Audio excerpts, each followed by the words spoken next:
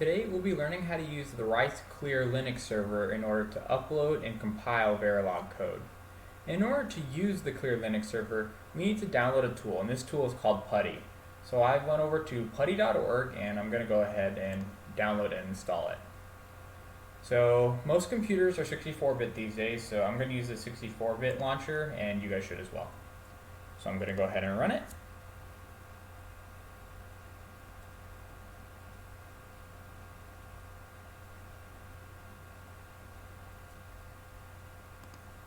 And I'm lazy, so I'm just going to click next through the entire installation process.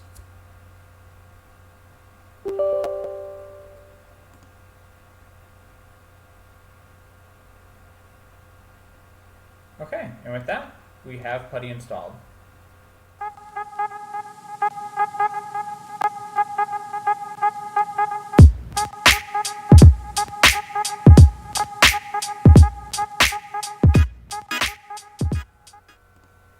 Alright, now we're going to log into the Clear server for the first time. So I've gone ahead and I've opened up PuTTY, and I've configured it such that we're going to be logging in through SSH with 22 as the default port. Now, in order to log in, you need to type your net ID followed by @ssh.clear.rice.edu. So once you've typed that in, you can go ahead and click open. And it's going to bring up a terminal window where it's prompting me to type in my NetID password. Now, the first time you guys log in, it's going to prompt you for a security measure called a fingerprint. You're going to have to accept that. Okay, now I'm going to type in my NetID password.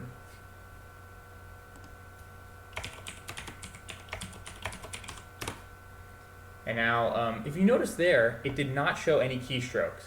Again, that's a security measure Linux provides. A lot of people got confused by that last year, so don't get confused by it this year. And so now you can see we're logged into one of the Clear server's computers, and this computer is called Cobalt.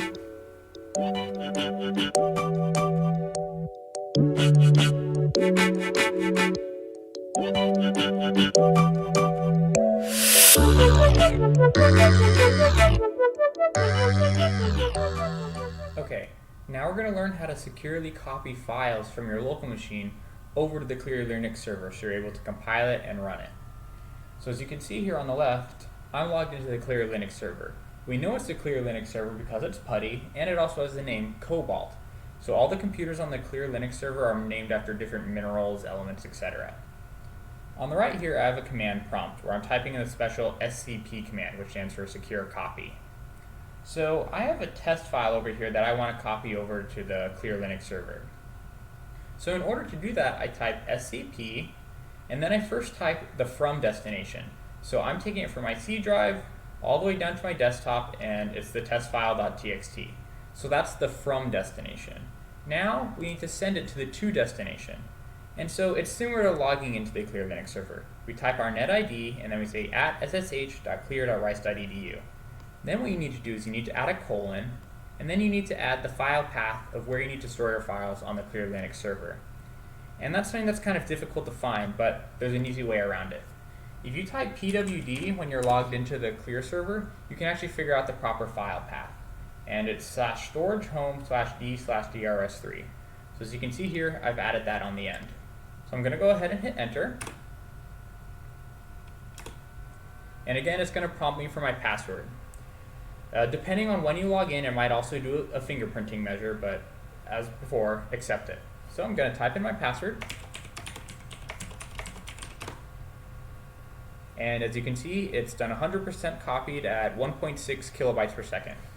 And if we do ls to list all the commands on the Clear server, we can see that my testfile.txt has appeared. Something that I've noticed that's very convenient about SCP is it doesn't matter if you use // or backslashes. So Windows, unlike Linux, likes to use backslashes, but here I use / and it didn't complain. So if you guys thought that might be an issue, it happens to not be. And so that's how you use SCP in order to copy files from your local machine to the remote Clear Linux server.